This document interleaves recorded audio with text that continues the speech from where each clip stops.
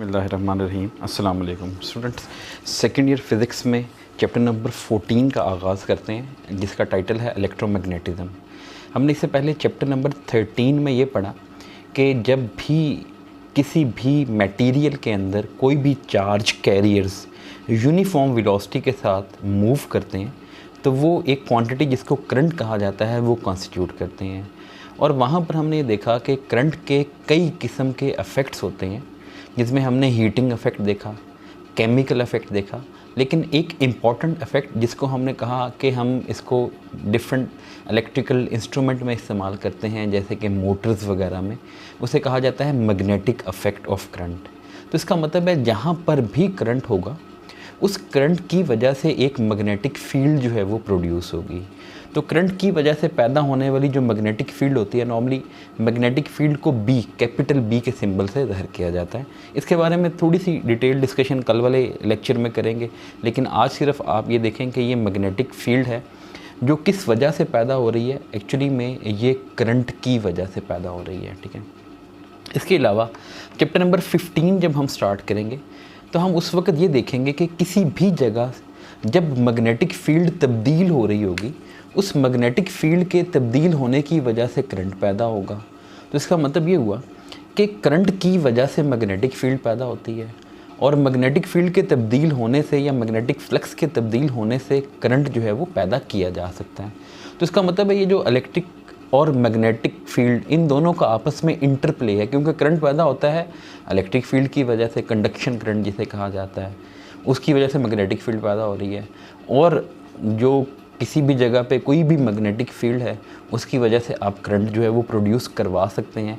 तो इसका मतलब ये हुआ कि इन दोनों का आपस में इंटरप्ले जो है वो चलता रहता है, और इसी को कई इलेक्ट्रिकल डिवाइसेस में, कई इलेक्ट्रिकल अप्लायंसेस में हम इस्तेमाल करते हैं।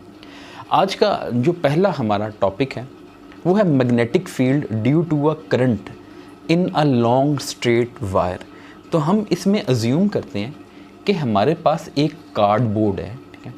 यानी आप एक कार्डबोर्ड लें, उस कार्डबोर्ड के बिल्कुल सेंटर में आप क्या करें, सुराख कर लें, यानी यहाँ पर एक सुराख कर लें, और इस सुराख से आप क्या करें, एक वायर, ठीक है, एक कंडक्टिंग वायर जिसमें से यानी करंट पास किया जा सकता है, वो क्या कर लें, यूँ बाहर की तरफ निकाल लें। यानी कुछ हिस्सा इस सुराख से ऊपर की जानिब है और कुछ हिस्सा इस सुराख से नीचे की जानिब है, ठीक है।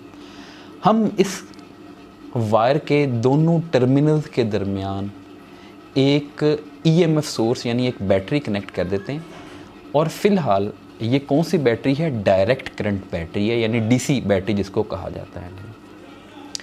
और आप क्या करें, इसके दूसरे टर्मिनल को बैटरी के दूसरे टर्मिनल के साथ जो है वो कनेक्ट कर दें। तो इस तरह से अब आप जानते हैं कि इस वायर में एक करंट सेटअप हो जाएगा, और उस करंट की डायरेक्शन पॉजिटिव से यूं नेगेटिव की जानिब है। तो ये जो वायर का पोर्शन है यहाँ से लेके यहाँ तक, तो इसमें करंट नीचे से ऊपर की जानिब जो है वो मूव कर रहा है। अब हम ये देखना चाहते हैं क्या इसके इर्द गिर्द कोई मैग्नेटिक फील्ड पैदा हुई है या नहीं हुई। मैग्नेटिक फील्ड को डिटेक्ट करने के लिए हम जिस इंस्ट्रूमेंट को, डिवाइस को इस्तेमाल करते हैं उसको कहा जाता है कंपस नीडल। अब ये जो कंपस नीडल है ये क्या काम करती है, एक्चुअली में ये कंपस नीडल जस्ट एक मैग्नेटाइज्ड नीडल है, ठीक है। और अगर आप इसको इन दी एब्सेंस ऑफ करंट, यानी वैसे ही यहाँ पर जो है, जैसे यहाँ पर कोई करंट मौजूद नहीं है, मैं यहाँ पर प्लेस करूँगा तो ये हमेशा कौन सी डायरेक्शन में पॉइंट करेगी, नॉर्थ साउथ। यानी जो ज़मीन का जुग्राफियाई नॉर्थ पोल है और जुग्राफियाई साउथ पोल है उसकी जानिब जो है वो क्या करेगी, ये पॉइंट करेगी। इसका एरो यानी ये जो पॉइंटर है ये नॉर्थ की तरफ और ये साउथ की जानिब होगा। तो आप अपने घरों में ये नीडल जो है वो अगर रख दें तो आप देखेंगे नीडल जो है वो ऑटोमेटिकली नॉर्थ की तरफ जो है वो क्या कर जाएगी, मुड़ जाएगी। आप उसको थोड़ा सा हिलाएं और मूव करें इधर उधर, उसकी डायरेक्शन चेंज करके, तो कोशिश करें कि उसको ईस्ट की तरफ जो है वो पॉइंट करें, तो खुद ब खुद आप देखेंगे खुद ब खुद वो घूम के जो है वो नॉर्थ की तरफ पॉइंट आउट करेगी। क्योंकि ज़मीन भी एक मैग्नेट है और ज़मीन के इर्द गिर्द ज़मीन की मैग्नेटिक फील्ड मौजूद है। तो ज़मीन की मैग्नेटिक फील्ड इसके ऊपर जो अफेक्ट पैदा करती है उसकी वजह से इसका जो एरो है वो नॉर्थ की तरफ और ये दूसरी साइड साउथ की तरफ। तो इसका मतलब है कि compass needle in the absence of any current वो हमेशा ज़मीन के नॉर्थ और साउथ पोल की तरफ रेस्ट में आएगी या इक्विलिब्रियम पोजीशन में आएगी। अब आपने क्या काम करना है, आपने ये जो वायर में आपने ये कार्डबोर्ड में सुराख किया है, इस सुराख को आप समझ लें कि ये हमारा सेंटर है सर्कल का, और इसके इर्द गिर्द आप क्या करें, एक ये डॉटेड लाइन में जैसे सर्कल जो है वो आप ड्रॉ कर लें। आप क्या करें, इस सर्कल की ये जो बाउंड्री है, ये जो डॉटेड लाइन से हमने यहाँ पर बनाई है, इस बाउंड्री के ऊपर क्या करें, डिफरेंट कंपस नीडल रख दें। यहाँ पर रख दें कंपस नीडल, एक इधर रख दें, एक इधर रख दें और एक इधर पॉइंट कर दें। ठीक है, फ़िलहाल समझें कि ये करंट इसमें कोई मौजूद नहीं है। यहाँ पर एक स्विच लगा हुआ था और स्विच को मैंने ओपन कर दिया। अब स्विच को ओपन कर दिया तो इसका मतलब है कि ये जितनी भी कंपस नीडल्स हैं ये सब की सब कौन सी डायरेक्शन में पॉइंट करेंगी, नॉर्थ साउथ में। ठीक है, अब आप इस स्विच को क्लोज़ करें। जैसे ही स्विच क्लोज होगा इस वायर में एक करंट सेटअप हो जाएगा और वो करंट की अमाउंट बहुत ज़्यादा होगी। अब आप वैसे जानते हैं ओम्स लॉ के मुताबिक करंट होता है I = V/R। यहाँ पर R का मतलब रेजिस्टेंस है। जो वायर होती है कंडक्टिंग वायर, उसकी डिस्टेंस बहुत कम होती है। तो अगर करंट रेजिस्टेंस बहुत कम है तो करंट की अमाउंट क्या होगी, बहुत ज़्यादा होगी। इसका मतलब है बहुत हैवी करंट इस वायर में से क्या करेगा, पास करेगा। और अब उसकी वजह से इसके इर्द गिर्द एक मैग्नेटिक फील्ड डेवलप होगी। और उस मैग्नेटिक फील्ड को कैसे डिटेक्ट करेंगे, आप देखेंगे कि ये जो कंपस नीडल्स हैं जो पहले नॉर्थ साउथ डायरेक्शन में पॉइंट कर रही थी, अब इन्होंने अपने आप को रीअरेंज कर लिया है और हर कंपस नीडल की जो डायरेक्शन है वो बिल्कुल इस सर्कल के अलोंग टेंजेंट डायरेक्शन में हो जाएगी। यानी आप देखेंगे ये जो कंपस नीडल है इसका एरो यूं हो जाएगा इस डायरेक्शन में, इस कंपस नीडल का एरो यूं हो जाएगा, इस कंपस नीडल का एरो यूं नीचे की जानिब, इसका यूं लेफ़्ट साइड पे हो जाएगा। इसका मतलब है इन तमाम कंपस नीडल्स की ये जो एरोज़ हैं, इन सब एरोज़ को जब आप मिलाते जाएंगे तो एक्चुअली में ये क्या बन जाएगा, सर्कल बन जाएगा। तो इसका मतलब ये हुआ कि इस वायर के इर्द गिर्द जो मैग्नेटिक फील्ड पैदा हुई है, एक्चुअली में वो मैग्नेटिक फील्ड किस शेप में मौजूद है, एक्चुअली में वो सर्कुलर मैग्नेटिक फील्ड लाइंस की शक्ल अख्तियार कर गई है। ठीक है, अब सिर्फ ये नहीं कि मैंने यहाँ पर एक ही सर्कल बनाया है। ठीक है, आप इसके इर्द गिर्द कई सर्कल बना सकते हैं, किसी का रेडियस कम, किसी का रेडियस ज़्यादा। हर सर्कल की बाउंड्री के ऊपर रखी हुई जो कंपस नीडल है वो अपने आप को अलोंग द टेंजेंट क्या कर लेंगी, अलाइन कर लेंगी। तो आपको पता चल जाएगा कि जहाँ पर भी किसी स्ट्रेट वायर में करंट गुजर रहा होगा उसके इर्द गिर्द मैग्नेटिक फील्ड लाइंस मौजूद होंगी और वो इन दी फॉर्म ऑफ सर्कल्स होंगी। लेकिन वो सारे के सारे सर्कल जो होंगे वो क्या होंगे, कंसेंट्रिक होंगे। कंसेंट्रिक का मतलब है उन सब का सेंटर सेम होगा और उनका सब का सेंटर ये होगा जिस पॉइंट में से जो है वो वायर गुजर रही है। ठीक है, तो पहली बात मैग्नेटिक फील्ड के बारे में आपको पता चल गई। अब जो इलेक्ट्रिक फील्ड की प्रॉपर्टी थी तकरीबन वही प्रॉपर्टी जो है वो मैग्नेटिक फील्ड लाइंस की होती हैं। आपने कहा इलेक्ट्रिक फील्ड लाइंस हमेशा पॉजिटिव से स्टार्ट होती हैं और नेगेटिव पे ख़त्म होती हैं।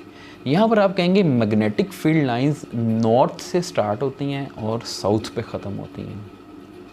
वहाँ पर आपने कहा जहाँ पर मैग्नेटिक इलेक्ट्रिक फील्ड लाइंस दूर दूर हैं फील्ड वीक होगी, जहाँ पर करीब करीब हैं वहाँ पर फील्ड स्ट्रॉन्ग होगी। सेम सिचुएशन यहाँ पर है। अगर मैग्नेटिक फील्ड लाइंस जो हैं वो दूर दूर हों तो मैग्नेटिक फील्ड वीक है, अगर करीब करीब हों तो मैग्नेटिक फील्ड स्ट्रॉन्ग है। अगर magnetic field electric field lines curve की शक्ल में है तो आप किसी भी पॉइंट पे डायरेक्शन मालूम करना चाहते हैं तो अलोंग द टेंजेंट होगा। यहाँ पर भी आप देखें ये जो सर्कल है ये भी तो एक कर्व ही है। तो आपने मैग्नेटिक फील्ड की डायरेक्शन देखी, वो इन अलोंग द टेंजेंट है। और जहाँ पर magnetic field lines equally spaced होंगी वहाँ पर फील्ड क्या होगी, यूनिफॉर्म होगी। और सिमिलरली दो मैग्नेटिक फील्ड लाइंस कभी भी एक दूसरे को क्रॉस नहीं कर पाएंगी। तो सेम वही वाली प्रॉपर्टी जो इलेक्ट्रिक फील्ड पे एप्लीकेबल है वही जो है वो मैग्नेटिक फील्ड के ऊपर जो है वो एप्लीकेबल है। ठीक है, सिर्फ एक मुख्तलिफ है लेकिन हम उसकी डिस्कशन बाद में जो है वो कभी करेंगे। ठीक है, अब एक और बात, अगर आप करंट की अमाउंट बढ़ा दें तो मैग्नेटिक फील्ड जो है वो क्या हो जाएगी, बढ़ जाएगी, स्ट्रॉन्ग हो जाएगी। करंट की अमाउंट कम कर दें तो मैग्नेटिक फील्ड वीक हो जाएगी। इसका मतलब है हमें ये पता चला कि ये जो मैग्नेटिक फील्ड इस करंट कैरिंग वायर की वजह से पैदा हुई है ये करंट के डायरेक्टली प्रोपोर्शनल है। और दूसरी बात जो हमें पता चली वो ये है कि जैसे जैसे डिस्टेंस बढ़ता जाएगा, यानी जैसे जैसे आप इस वायर से दूर चलते जाएंगे तो मैग्नेटिक फील्ड वीक होती जाएगी। अब वीक फील्ड का अंदाज़ा कैसे होगा कि वहाँ पर मैग्नेटिक फील्ड वीक है? तो एक्चुअली में जैसे दूर जाके आप कंपास नीडल रखेंगे वो अपने आप को, जैसे इस बिल्कुल यहाँ पर एक कंपास नीडल रख दें तो अपने आप को इस डायरेक्शन में अलाइन तो करेगी, लेकिन वो इतनी स्ट्रिक्टली यानी बिल्कुल यानी स्ट्रिक्ट इस तरह से अलाइन नहीं होगी, बल्कि उसके अंदर जो है वो थोड़ी बहुत जो है वाइब्रेशन होगी, जिससे पता चल जाएगा कि यहाँ पर फील्ड जो है वो वीक है। तो इसका मतलब है जैसे जैसे डिस्टेंस बढ़ता जाएगा इस वायर से तो मैग्नेटिक फील्ड वीक होती जाएगी। तो B is inversely proportional to R means distance from this current carrying conductor. अब आप इन दोनों को इकट्ठा करें तो आप कहेंगे B is directly proportional to I/R।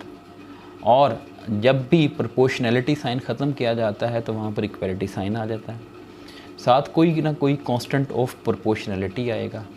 अगर आप SI यूनिट इस्तेमाल करें तो उस वक़्त ये जो प्रोपोर्शनैलिटी कांस्टेंट होगा वो होगा μ0/2π। और ये जो μ0 है ये बिल्कुल ऐसे ही है जैसे आपने एप्सिलॉन नॉट पढ़ा था, आपने कहा था परमिटिविटी ऑफ फ्री स्पेस। तो μ0 को कहा जाता है परमिएबिलिटी ऑफ फ्री स्पेस। इसकी वैल्यू होती है 4π × 10⁻⁻⁷ और यूनिट हम पढ़ेंगे weber per ampere per metre, जिसको डिटेल से जो है वो नेक्स्ट टॉपिक्स में हम डिस्कस कर लेंगे कि व्हाट इज़ वेबर। एम्पेयर और मीटर जो है वो तो आप जानते हैं, ठीक है। तो ये μ0 की वैल्यू 2π आप जानते हैं कांस्टेंट है। तो ये मैग्नेटिक फील्ड है due to this long straight wire. अब आप इस रिलेशन से जान गए कि B is directly proportional to I, B is inversely proportional to R। अब दूसरी बात कि मैग्नेटिक फील्ड लाइंस जो हैं वो मैग्नेटिक फील्ड की डायरेक्शन के बारे में आपको बताती हैं। तो वो डायरेक्शन जो है वो कैसे पता चलेगी? उस डायरेक्शन को पता चलाने के लिए हम जो रूल इस्तेमाल करेंगे उसे कहते हैं राइट हैंड रूल, ठीक है। अब ये राइट हैंड रूल क्या कहता है? राइट हैंड रूल ये कहता है कि जिस करंट कैरिंग वायर में करंट मौजूद है, जैसे कि ये वायर मैं यहाँ पर अगर यूँ रख दूँ, ठीक है, आपने इस वायर में जो करंट की डायरेक्शन है उस करंट की डायरेक्शन में अपने राइट हैंड के थंब को करना है। तो ये राइट हैंड का थंब जो है सेम उसी डायरेक्शन में होगा जिस डायरेक्शन में क्या है, करंट मौजूद है। कन्वेंशनल करंट, ये याद रखें, इलेक्ट्रॉनिक करंट नहीं होगा, कन्वेंशनल करंट की डायरेक्शन में अपने थंब को करें। और ये जो राइट हैंड की फिंगर्स हैं ये जिस डायरेक्शन में कर्ल कर रही हैं एक्चुअली में वो आपको मैग्नेटिक फील्ड लाइंस की डायरेक्शन बता रही है, ठीक है। अब अगर ये बोर्ड है, मैं यहाँ पर एक वायर बनाता हूँ, ठीक है, मैं कहता हूँ इस वायर का कुछ हिस्सा इस बोर्ड से नीचे है और कुछ हिस्सा इस बोर्ड से बाहर की जानिब है, इस तरह से।